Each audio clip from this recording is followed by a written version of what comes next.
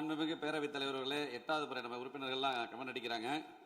முதலில் இந்த தனது பிறந்தநாளை கொண்டாடும் மாண்புமிகு தமிழ்நாடு முதலமைச்சர் அவர்களுக்கு எனது உளமார்ந்த பிறந்தநாள் நல்வாழ்த்துக்களை தெரிவித்துக் கொள்கிறேன்.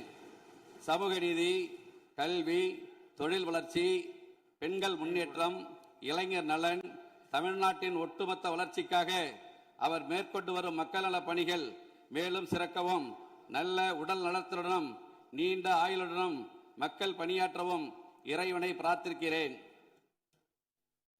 மாண்புமிகு பேரவைத் தலைவர்களே, அவையில் இருக்கும் அனைவருக்கும் எனது அன்பான வணக்கங்களை தெரிவித்துக் கொள்வதோடு ஆளுநர் பேருரைக்கு நன்றி தெரிவிக்கும் தீர்மானத்தின் மீது பேச வாய்ப்பளித்த மாண்புமிகு பேரவைத் தலைவர் அவர்களுக்கும் மாண்புமிகு முதலமைச்சர் அவர்களுக்கும் முதற்கண் எனது நன்றியினை தெரிவித்துக் கொள்கிறேன்.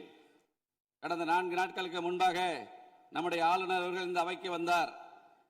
அவர் சென்றபோது அவர் அறிக்கையாக வெளியிட்டது புதிய உதயம் தோன்றிய நாள். நாம் அனைவரும் இணைந்து பயணிக்க தொடங்கியுள்ளோம். இடையூறின்றி வாசித்ததில் மன நிறைவு அடைகிறேன். இது ஆளுநர் மாளிகை செய்திக்குறிப்பு. இவ்வாறு மேதகு ஆளுநர்களே மகிழ்ச்சியுடன் பாராட்டிய பின் வேறு எவரிடமிருந்து பாராட்டு பத்திரம் வேண்டும்? மாண்புமிகு பேரவைத் தலைவர் அவர்களே, நம்முடைய முதல்வர் அவர்களுக்கு. ஆளுநர் உரை என்றாலே ஒரு பதற்றம் நம்மை பற்றி கொள்ளும்.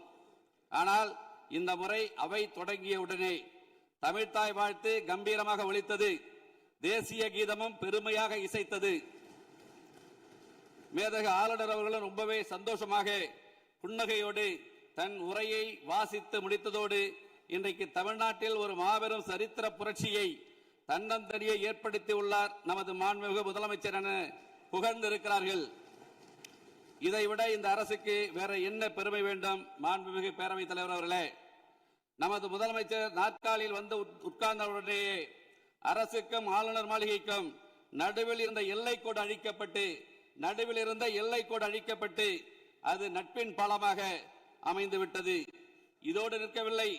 மத்திய அரசுக்கும் மாநில அரசுக்கும் இடையே ஒரு இணக்கமான ஒரு உறவு இருந்தால் மட்டும்தான் மாநிலம் வளரும் என்பதை புரிந்து மிக மிக முதிர்ச்சியான ஒரு அரசியல் பாதையை அமைத்துக் கொடுத்திருக்கிறார் நமது மாண்புமிகு முதலமைச்சர் அவர்கள்.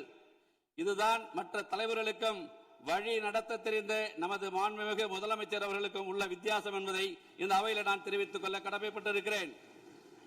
மாண்புமிகு பேரவைத் தலைவர்களே, 4 நிமிஷம் ரொம்ப கூட போயிட்டு பேரவைத் தலைவரே, 7 தடவை எழுந்திருக்க கொஞ்சம் குறைச்சிங்க. மேல 4 நிமிஷம் 17 நிமிஷம் ஓடி வச்சு 8 தடவை எழுந்திருக்கிற மாண்புமிகு பேரவைத் தலைவர் 5 நிமிஷம் கூட அனுமதிக்கணும். மாண்புமிகு பேரவைத் தலைவர்களே, நம்பிக்கையில் சிறந்தது தன்னம்பிக்கை. தன்னால் எதையும் சாதிக்க முடியும் என்ற நம்பிக்கை தான் தன்னம்பிக்கை. இந்த தன்னம்பிக்கையை தாரக மந்திரமாக கொண்டு தடைகளை தகர்த்தெறிந்து இந்த விசில் புரட்சி மூலம் தமிழ்நாட்டில் நல்லாட்சி அமைய வேண்டும், இந்தியாவிலேயே தமிழ்நாடு முதன்மை மாநிலமாக விளங்க வேண்டும் என்ற தமிழக மக்களின் எதிர்பார்ப்பை பூர்த்தி செய்ய தற்பொழுது பூர்வாங்க நடவடிக்கைகள் தொடங்கப்பட்டுள்ளது என்பதை மகிழ்வுடன் தெரிவித்துக் கொள்கிறேன்.